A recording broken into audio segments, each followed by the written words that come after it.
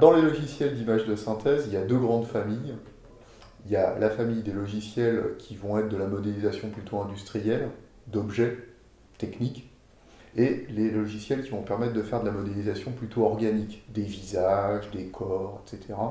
ZBrush, ça fait partie de la catégorie des logiciels plutôt modélisation organique. Donc ça va permettre de faire justement quelque chose qui ne va pas être trop figé.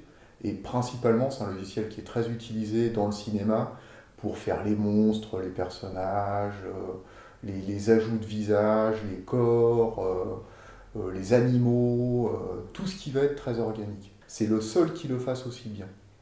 De l'autre côté, dans la famille des logiciels techniques, il y en a plein, plein, plein. Et lui, c'est vraiment un logiciel à part. C'est un logiciel qui est quand même assez intuitif. Rapidement, en fait, on peut arriver à travailler proprement avec ce logiciel. Il y a juste un impératif.